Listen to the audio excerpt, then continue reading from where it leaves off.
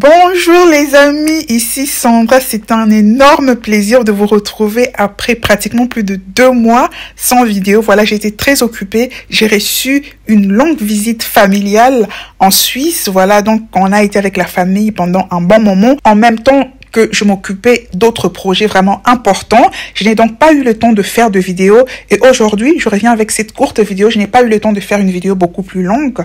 C'est une courte vidéo sur un sujet percutant. Vous avez lu le titre. Donc aujourd'hui, je ne vais pas vous parler d'entrepreneuriat. Je vais vous parler d'un sujet très sérieux sur la situation dramatique au Congo qui s'est détériorée depuis quelques semaines.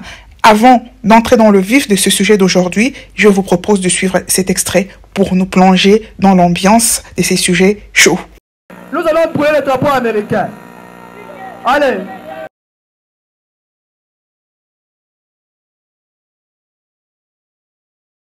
Le même État américain qui a assassiné Patrice Lumumba, le même État américain qui nous a imposé la dictature de 32 ans de Mobutu, et le même État américain qui nous déstabilise dans la partie Est au Kivu. Et il est important de rappeler ces points. Et nous avons brûlé les drapeaux américains pour démontrer qu'il est temps de mettre fin à l'ère de la domination yankee de notre pays. Et nous profitons de cette occasion pour lancer un avertissement clair à toute la classe politique congolaise, que vous soyez de l'opposition ou de la majorité. Ceux qui décideront de marcher avec nous, de combattre l'impérialisme américain avec nous, nous les soutiendrons et nous les protégerons.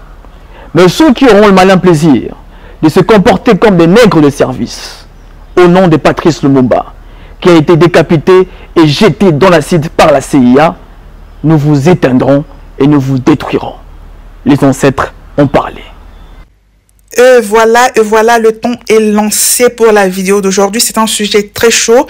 Ceux qui suivent l'actualité africaine savent que depuis pratiquement mi-janvier, la situation déjà dramatique au Congo, spécifiquement au niveau de la partie orientale, s'est détériorée plus que jamais avec les États criminels du Rwanda et de l'Ouganda, dont j'ai souvent parlé sur cette chaîne, qui sont en train d'alimenter des groupes armés à l'est du pays, dans le projet anglo-saxon dont j'ai déjà parlé brièvement ici, de déstabilisation de la RDC sous la supervision du plus grand des pays anglo-saxons, à savoir les États-Unis d'Amérique. Et ce qui est justement important, ce qui convient de noter pour cette fois, c'est que au Congo même, les commanditaires, les vrais commanditaires, commencent à être nommés, à savoir les États-Unis d'Amérique et la Grande-Bretagne, en tête de la liste des pays criminels pour la destruction de la RDC. Sans oublier, il faut le souligner, la complicité de la classe politique congolaise.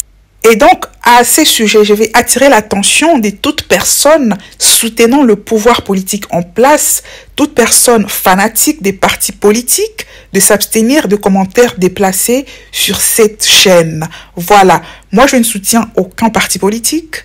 Je suis pour la cause congolaise. Il y a une tragédie dont des victimes sont au Congo. Et donc, pour pouvoir proposer des solutions adéquates, il faut que toutes les responsabilités puissent être établies. Et ces responsabilités se situent à l'échelle internationale, mais aussi au niveau interne. Ainsi donc, l'objet de cette vidéo sera, voilà, de parler de la solution adéquate pour, voilà, finir avec ce drame qui se passe au Congo. Et pour cela, il faut savoir quelle lecture faire des événements qui se déroulent actuellement au pays. Ceci signifie que pour aujourd'hui, je voulais juste annoncer les sujets, car la vidéo longue que je vais développer sur les sujets en profondeur sera pour le dimanche prochain. Voilà, je n'ai pas eu le temps de faire de vidéos longues. Je suis encore très occupée, comme je le disais à l'introduction. Voilà, nous avons ajouté d'autres terrains à nos 2 terrains à Kinshasa. Nous avons donc pris 3 terrains supplémentaires. Nous avons acheté 3 terrains supplémentaires, dont 2 à Kinshasa. Et voilà, 1 dans la province du Bas-Congo, ce qui nous ramène à 5 terrains. Avec toutes les démarches administratives à faire, voilà, je n'ai pas beaucoup de temps. Voilà, dernièrement, en plus du fait que, comme je le disais, nous avions reçu une visite familiale de ma famille à moi. Voilà, notamment ma maman en Suisse pendant plus d'1 mois. Ça fait que j'ai été vraiment très occupée ces dernières semaines. Donc, cette vidéo courte annonce la vidéo de la semaine prochaine. Et pour annoncer déjà les couleurs, je suis de ceux qui pensent que les slogans et les marches même au niveau de la diaspora ne changeront pas la situation au Congo. Même si je suis de cœur avec ceux qui sont en train de marcher. On a vu des marches au pays au Congo. On est en train de voir des marches des Congolais de la diaspora en France, en Grande-Bretagne et en Belgique. Voilà, les Congolais sont mobilisés, mais je pense que les plus grand doit être fait au niveau interne au pays et c'est sur ça que je vais me concentrer. Mais alors, par rapport à la diaspora, j'aborderai la question de savoir quelle action beaucoup plus percutante faire, voilà, au-delà des marches, et ça se situera au niveau financier. Quel apport financier apporter à la jeunesse qui est prête, voilà, à se mobiliser pour la cause, non pas des partis politiques, mais du Congo sur place, voilà, en RDC. Voilà donc les questions que je vais aborder dans la vidéo de la semaine prochaine. Il y a un moment, je m'étais dit que je voulais plus aborder les questions politiques en ce qui concerne le Congo, parce que je me disais justement que, voilà, il n'y avait pas eu une prise de conscience au niveau interne, alors que c'est la population au pays qui paye le prix de ce qui s'y passe. Là, on est en train de voir quand même qu'il y a cette prise de conscience où les commanditaires commencent à être nommés. C'est donc une bonne chose.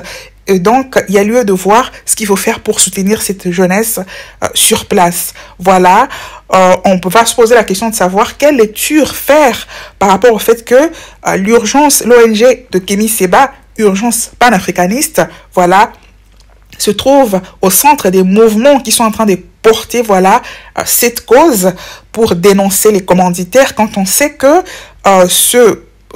cette ONG soutient, voilà, les gouvernements, les nouveaux gouvernements qui se sont installés dans des pays comme le Mali, le Niger et le Burkina Faso, qui ont décidé de rompre le lien avec l'organisation, voilà,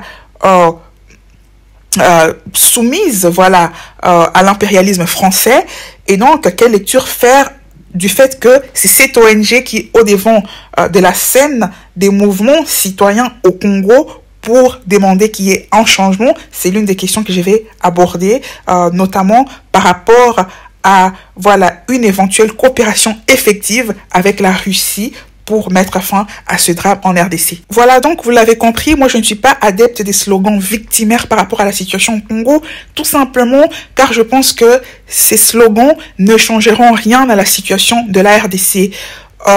Cela fait bientôt 30 ans que cette situation perdure, les victimes se situent au niveau du pays, il y a donc lieu d'avoir une bonne prise de conscience au niveau interne au pays par la population congolaise pour qu'il y ait un changement à travers des actions. Car l'histoire est très dure avec les perdants, l'histoire est très dure avec ceux qui adoptent une posture victimaire.